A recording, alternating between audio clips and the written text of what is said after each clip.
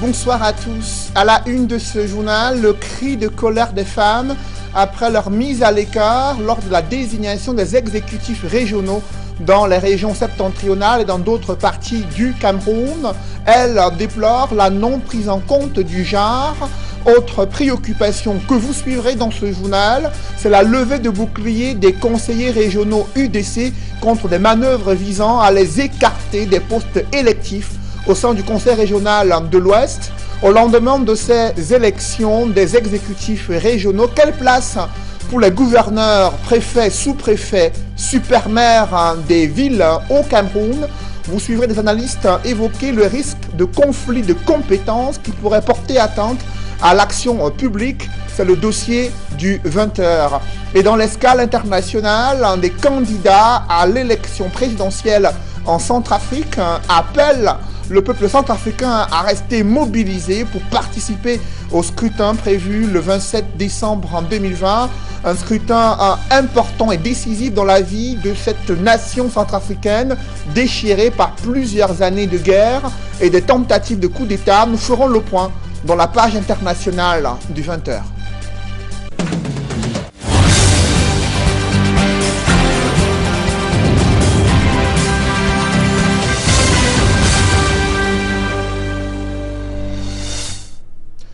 Merci de suivre cette édition complète de l'information sur Equinox Télévision.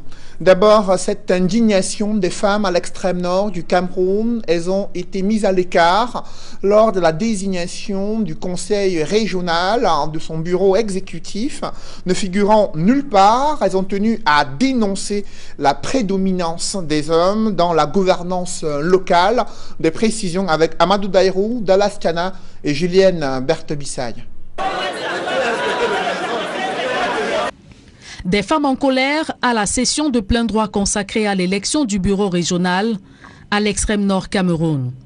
Elles digèrent mal leur marginalisation du bureau exécutif, constitué en majorité des élus RDPC. Nous avons fait confiance à notre parti, le RDPC, qui nous a apporté, je ne peux pas dire des personnes négatives, mais de bonnes personnes. Mais à notre grande surprise, sur cette liste-là, il n'y a pas de femmes. Alors que les femmes qui sont dans le conseil, c'est des femmes qui ont des têtes pleines. Dotées des aptitudes et capacités, elles étaient certaines de diriger certaines commissions. Hélas, l'approche genre a été bafouée. Les femmes ne sont pas présidentes de commission, parce que c'est que les commissions, c'est le travail. On met plein de femmes dans le travail, on met soit une vice-présidente, soit un chargé de mission. Je ne pensais pas que ça devrait être comme ça. Au-delà de cette marginalisation que décrivent ces femmes de l'extrême nord, l'élection du président du conseil est passée comme une lettre à la poste. Et c'est Kalbassou Daniel qui préside désormais aux destinées de la région de l'extrême nord pour les 5 prochaines années.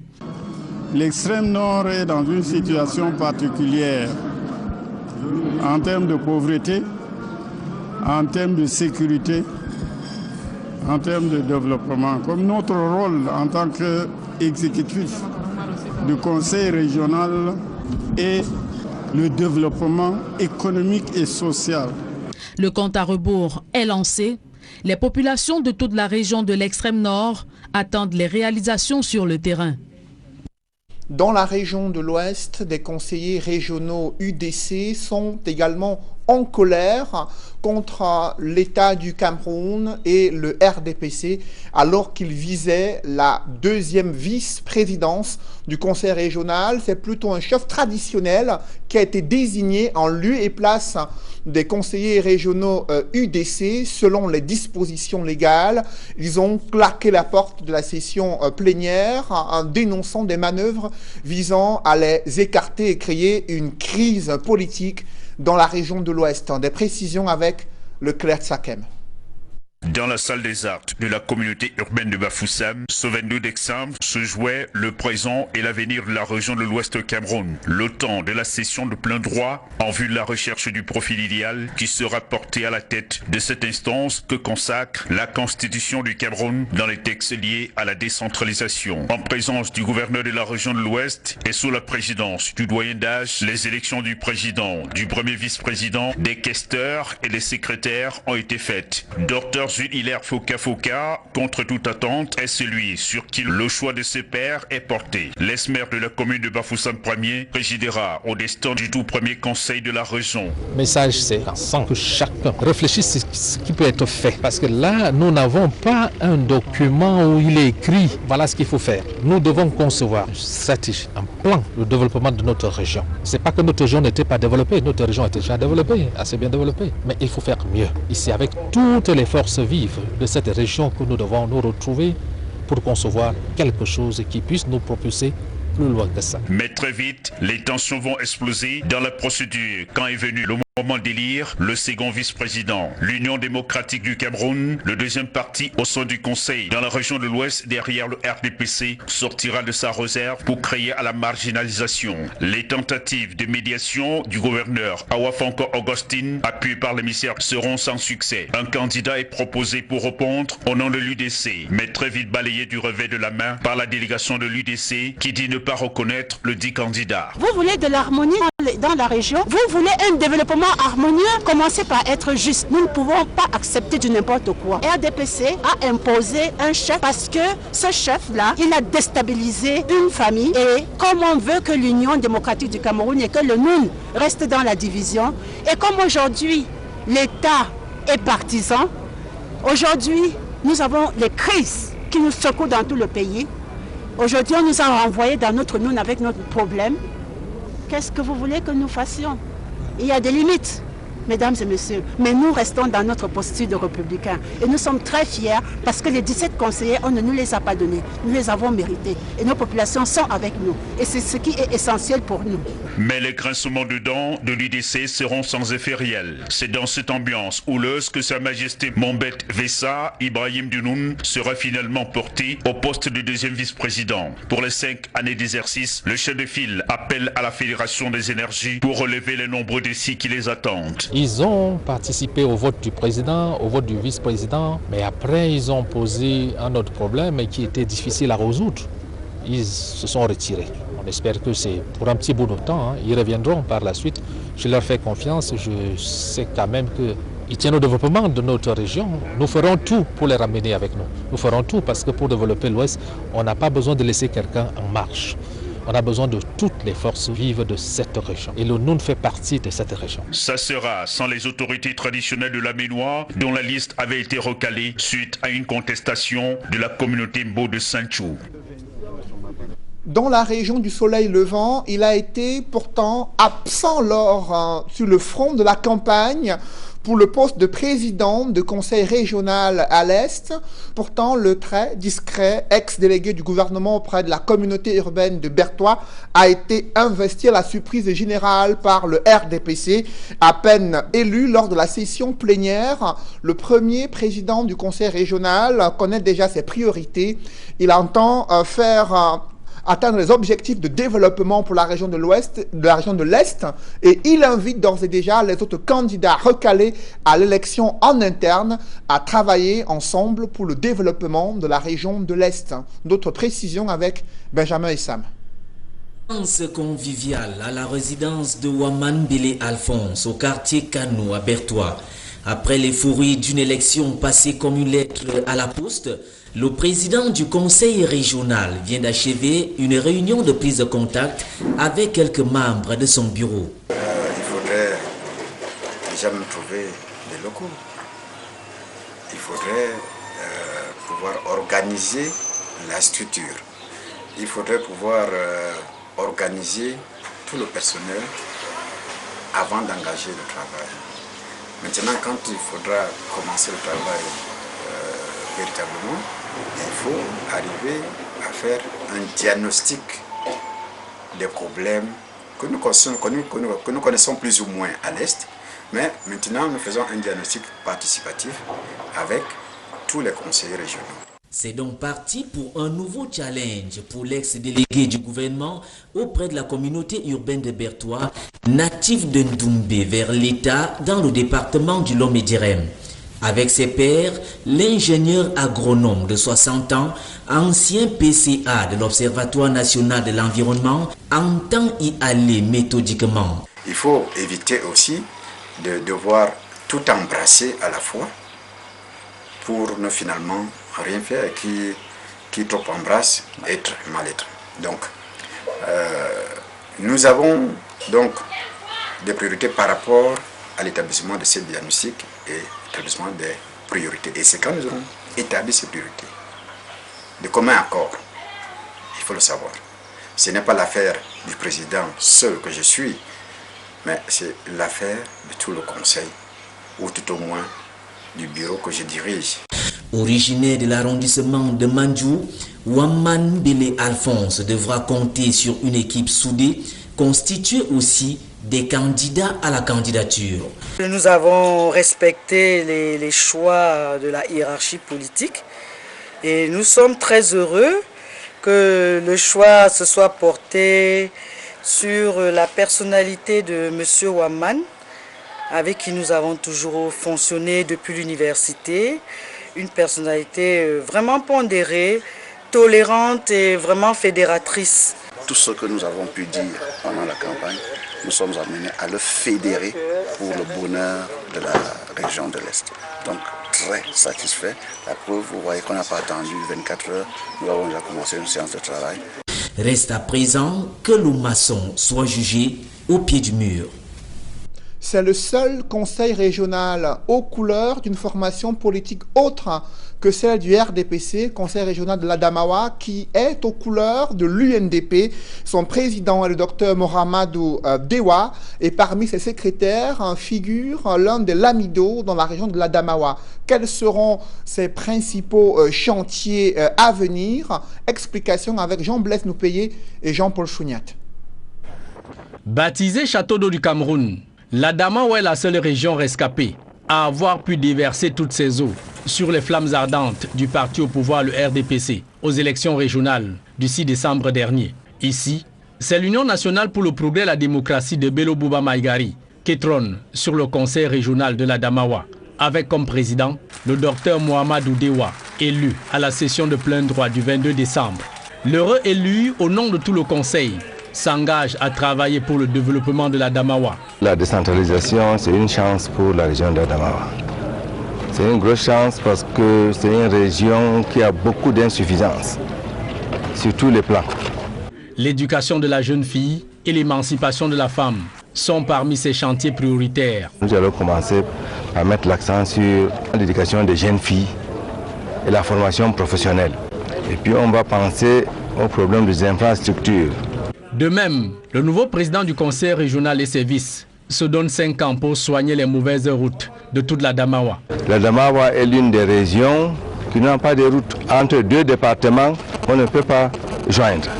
Maintenant, l'économie, l'agriculture, l'élevage, tout ça, vous savez que nous sommes la première région d'élevage. Dans ce tout premier bureau exécutif régional pour l'Adamawa, un singleton du RDPC a pu se faire une place au soleil. Le conseiller Koulania Belmont du Méré partage le secrétariat avec le Lamido de Ngaoundéré, Sa Majesté Mohamedou Ayatou, représentant du commandement traditionnel.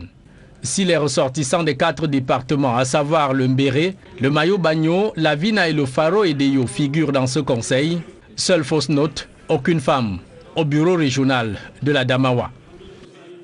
Au lendemain de l'élection de ces bureaux exécutifs régionaux, quelle place pour les gouverneurs et autres autorités administratives? Cette élection a permis de pouvoir poser le problème de la définition des différentes attributions et les réalités sociopolitiques, lesquelles laissent entrevoir des risques de conflit de compétences qui pourraient hypothéquer l'efficacité de l'action publique durant les prochaines années. Autre explication avec Innocent Abega et Donald Brice Kamgan. Gilbert Timier-Vouna au centre, Polycarpe Barlock dans le littoral, Jules Hilaire Foka à l'ouest. En dehors de ces 3, respectivement anciens délégués du gouvernement et anciens maires, les autres présidents de conseils régionaux s'inscrivent à l'école des collectivités territoriales décentralisées. On peut encourager par exemple l'ancien délégué du gouvernement, la région du centre. On l'a vu transformer la société. Le maire de Bafoussam, il s'est battu, Bafoussam premier s'est battu. Mais les autres, est-ce qu'on les a vus sur le terrain en train de transformer la société? Ça, je ne pense pas. Les présidents des conseils régionaux prennent place aux côtés des 10 gouverneurs de région. Si l'on s'en tient strictement à la loi, Les tensions entre gouverneurs et présidents de région sont évitées. Vous voyez que quand il y a des troubles, c'est lui qui intervient, souvent la plus haute autorité au niveau de la région. Il représente également le président de la République, le Premier ministre, les autres ministres là, au niveau de la région. Donc il accompagne effectivement le président du conseil régional. Le président de région, son domaine est circonscrit. Développement économique, social, culturel, sanitaire, éducatif et sportif. Là-dessus, il pourra aussi assurer de l'ordre à son niveau. Mais quand le champ d'action de cet ordre-là sera plus important, c'est le gouverneur qui devra intervenir. Les attributions des gouverneurs de région sont contenues dans le décret de 2008 fixant les missions des autorités administratives. Celles de présidents de région sont énumérées dans le Code général des collectivités territoriales décentralisées. Mais l'expérience des conflits quotidiens entre certains préfets et certains maires est là pour rappeler la délicatesse de la nouvelle configuration. Chacune de ces autorités-là voudrait bien faire valoir son pouvoir au sein de la sphère camerounaise. Donc il faut mettre l'accent sur les lois, sur la bonne conscience de ces autorités et même sur le contrôle des populations. En cas d'abus de pouvoir, la loi dispose que le tribunal administratif est compétent pour trancher. De sa neutralité dépendra la sérénité du ménage, gouverneur, président de région. Dans le reste de l'actualité, la Banque de développement des États de l'Afrique centrale est à la recherche de 100 milliards de francs CFA sur le marché financier de la sous-région.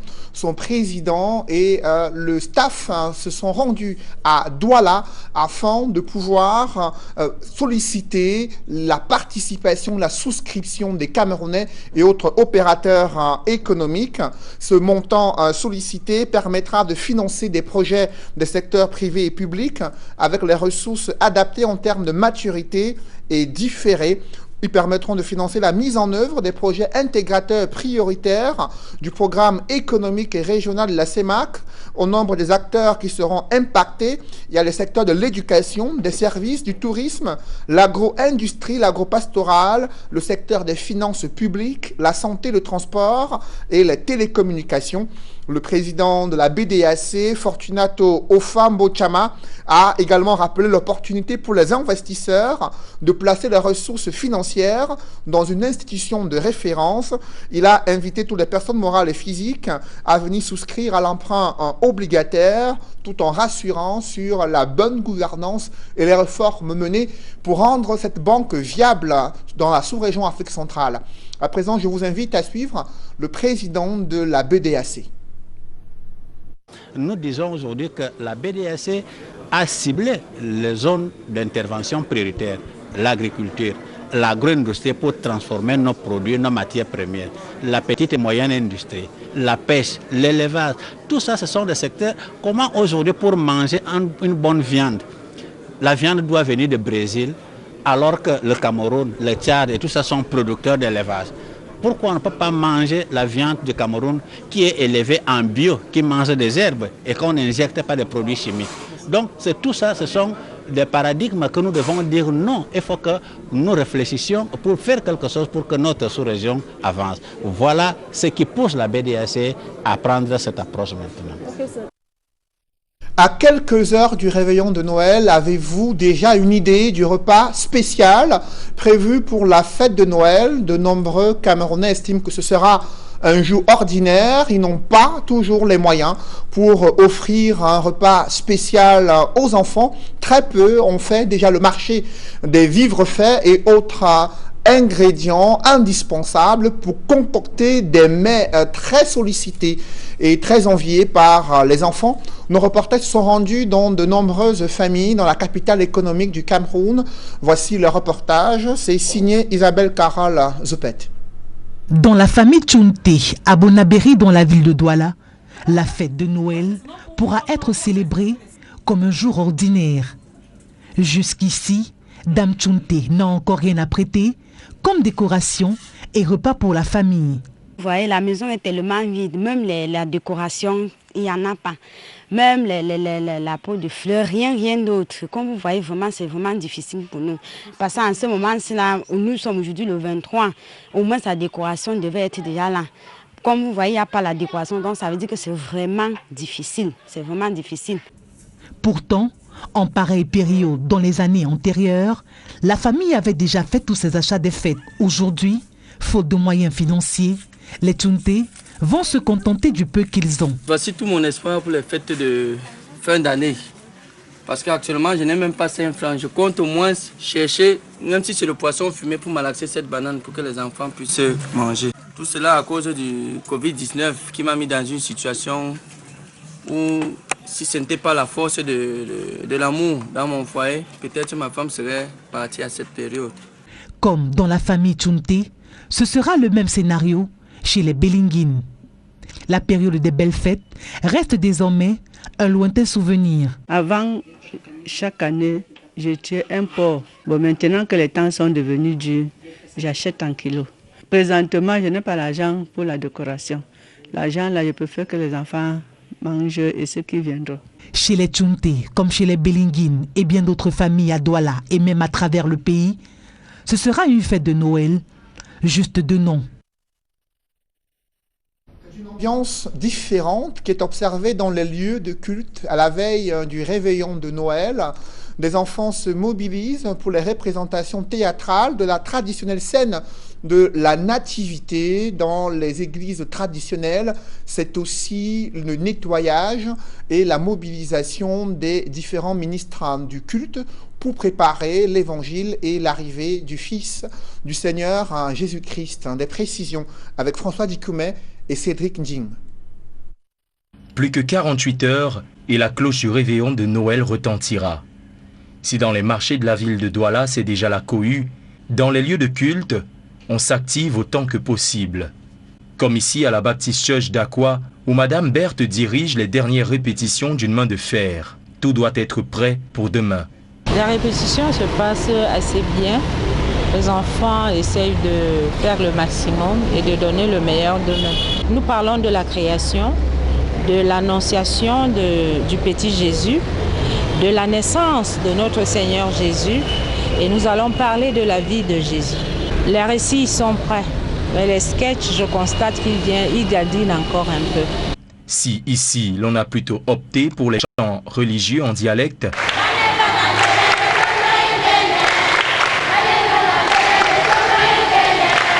ailleurs, comme à la paroisse Notre-Dame des Victoires, c'est le traditionnel Gloria qui résonne.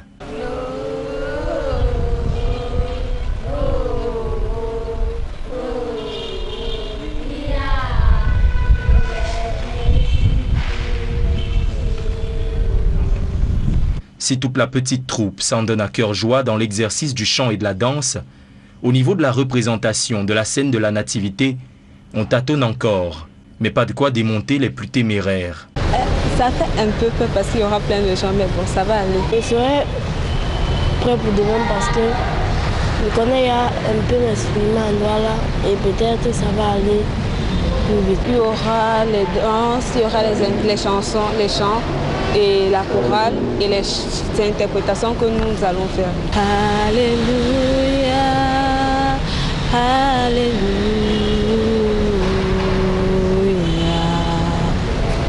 Du côté de la logistique et de la décoration, tout s'active également pour donner un coup de jeune aux différentes paroisses et lieux de culte. Si à la Baptist Church d'Aqua, on a préféré un modèle réduit de la traditionnelle crèche, à la paroisse Notre-Dame des Victoires, on a plutôt voulu voir les choses en grand. Même si les préparatifs ont pris du retard, du fait de l'incertitude que laissait planer la Covid-19, l'on est convaincu que tout sera prêt pour le jour J. Alors que certaines formations sanitaires font face à un manque criard d'équipement, le ministre de la Santé publique les invite à faire le nécessaire pour accueillir d'éventuels accidentés en cette période de fête de fin d'année.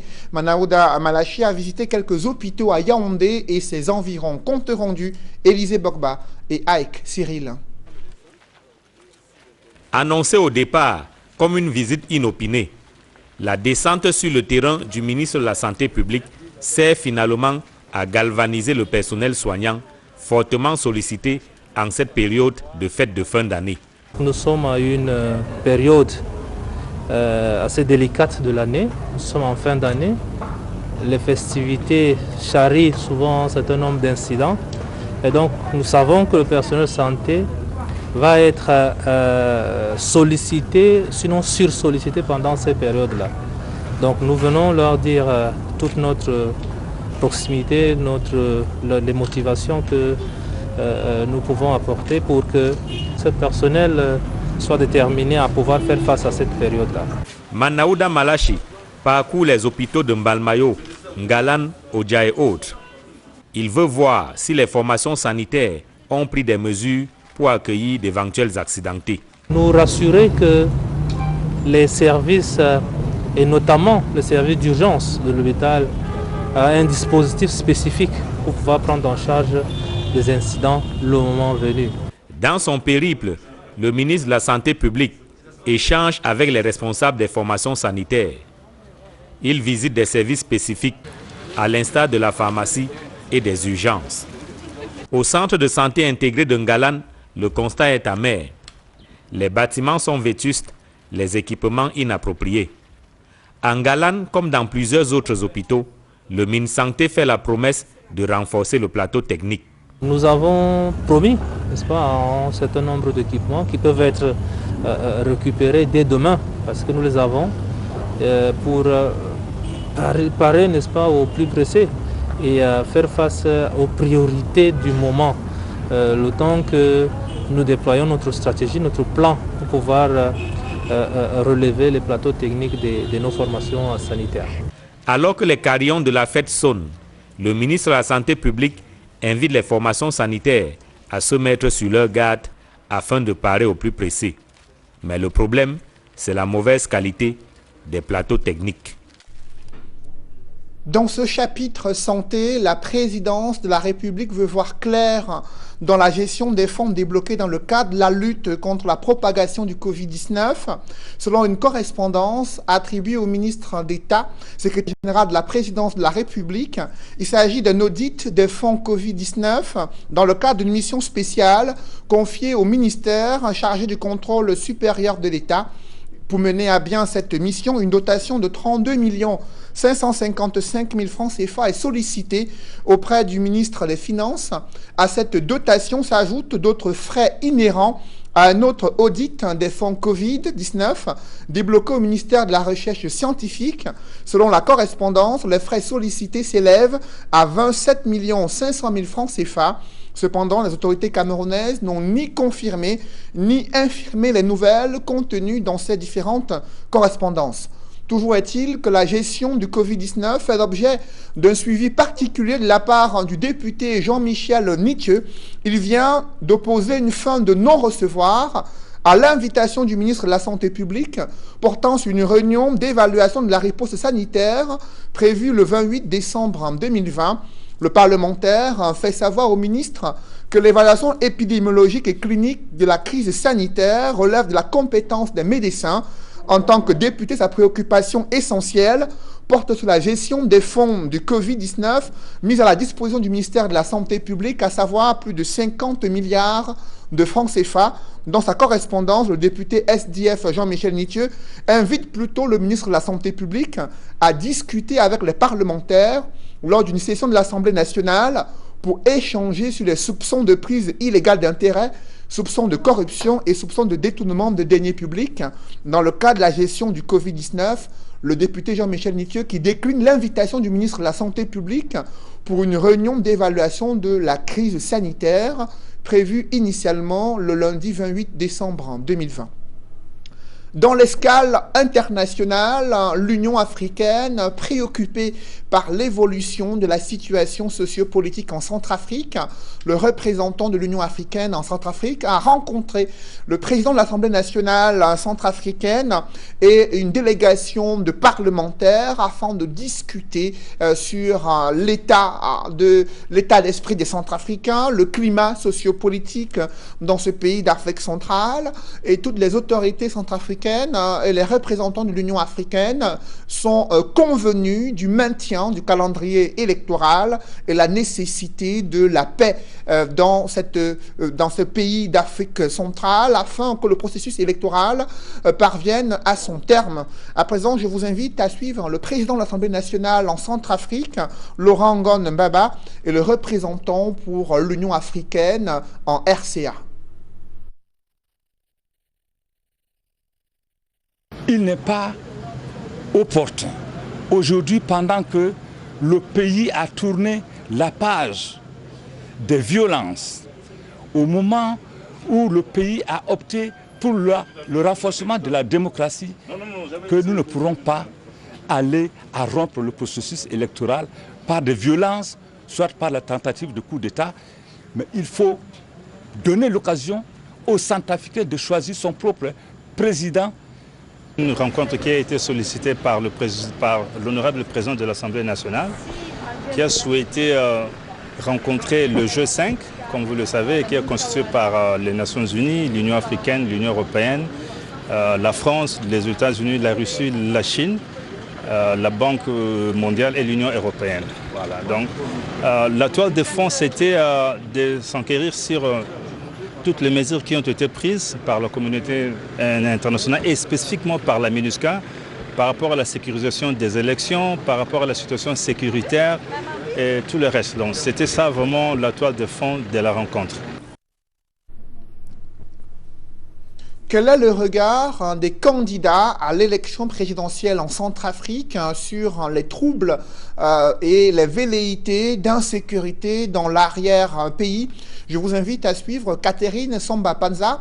Elle est candidate indépendante à cette élection présidentielle. Elle était à la tête de la Centrafrique. Elle a assuré l'intérim, ex-maire de Bangui. Elle appelle au calme et demande à tous ceux qui sont derrière les groupes armés de mettre fin à la manœuvre de déstabilisation de la Centrafrique. Pour elle, le principal enjeu, c'est cette élection prévue dimanche 27 décembre 2020. Je vous invite à l'écouter. Centrafricains, Centrafricaines, mes chers compatriotes, est-ce si difficile d'avoir la paix dans notre pays? Est-ce une fatalité d'être en crise perpétuelle dans notre pays? Nous devons tous nous poser cette question. Face à l'insécurité galopante qui assombrit le climat socio-politique de jour en jour, notamment dans l'arrière-pays, au risque d'entraver le processus électoral en cours, moi, Catherine Samba Panza, candidate indépendante aux prochaines élections, ancien chef de l'État de la transition, femme de dialogue et de rassemblement, lance un appel solennel à l'ensemble des forces vives de la nation centrafricaine autour de l'union sacrée des cœurs et des volontés en vue de la préservation de la paix dans notre pays. À cet effet, j'en appelle au patriotisme porteur de valeurs républicaines pour un retour sans délai de la sécurité et de la tranquillité publique. Dans cette optique, je dis halte à la consécration des ambitions pouvoiristes et au retour des vieux démons de la division et de la déraison pour une Centrafrique paisible et unie. C'était Catherine Samba Panza, candidate indépendante à l'élection présidentielle et aussi candidate aux élections législatives prévues le 27 décembre 2020 en Centrafrique. Mesdames, Messieurs, c'est la fin de ce journal. Merci de l'avoir suivi. Juste après cette édition de 20h, retrouvez Serge Alain Autou et ses invités pour le débrief du journal sur le plateau d'Equinox Soir. Serge Alain. Présidence des exécutifs régionaux, où sont les femmes, Cédric Noufelé? Elles ne sont nulle part dans plusieurs conseils régionaux, notamment à l'extrême nord du Cameroun. Vous avez suivi ce cri de colère des conseillers régionaux RDPC, qui s'attendait à ce que le genre soit respecté et pris en compte durant la désignation à la fois des présidents, vice-présidents, questeurs ou secrétaires généraux du bureau exécutif régional à l'extrême nord. Elles ont été surprises de façon désagréable d'être absentes à la fois dans les commissions mises en place mais également dans le bureau exécutif. C'est la même observation qui est faite dans l'Adamawa. Par contre, il faut noter que dans les autres régions, certaines ne sont pas présidentes, mais certaines d'entre elles ont été désignées deuxième vice-présidente ou alors questeur ou encore secrétaire. Voilà, il y a première vice-présidente, Madame Evelyne Poudingolé pour la région du littoral. Merci, c'est dans l'essentiel d'Equinox Soir, deuxième partie. Cédric Noufelé, on se retrouve demain lorsqu'il sera 20h, c'est bien cela? Avec le même plaisir, Serge Alain. Voilà, Madame, Monsieur, dans un instant la suite, Equinox Soir.